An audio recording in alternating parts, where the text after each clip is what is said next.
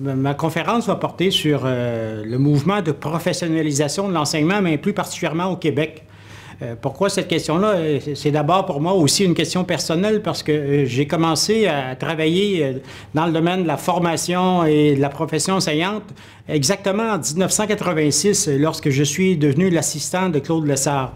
Or, le mouvement de professionnalisation de l'enseignement a commencé sensiblement la même année avec le lancement du rapport du Holmes Group aux États-Unis et l'année d'après, je crois en 87, du Carnegie Foundation qui avait produit aussi un certain nombre de documents sur la professionnalisation. Donc, toute ma carrière de chercheur et de professeur est mêlée intimement au mouvement de professionnalisation de l'enseignement.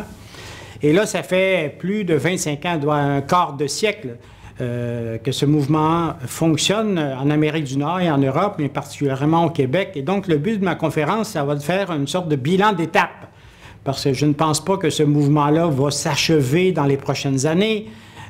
L'histoire des professions montre que les processus de professionnalisation sont des processus de longue durée.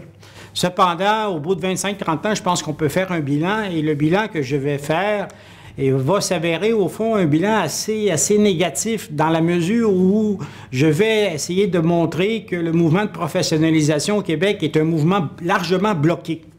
Et pour faire cette démonstration-là, je vais m'appuyer sur certains éléments.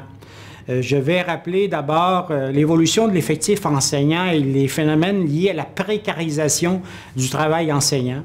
Je vais aussi m'attarder à ce que j'appelle le déclin de l'école publique, particulièrement sensible dans la région de Montréal où la compétition avec le privé et avec une partie des établissements publics qui jouent la même carte que le privé, ont donné à brève, depuis une vingtaine d'années, je dirais, un déclin notamment des populations scolaires qui sont parties du public vers le privé, mais aussi une recomposition des clientèles scolaires qui fait en sorte que les enseignants sont confrontés à des nouveaux publics scolaires qui sont beaucoup plus difficiles. L'autre élément que je vais aborder rapidement, c'est aussi l'évolution du syndicalisme enseignant qui, à mon avis, a perdu de la vigueur depuis les années 80.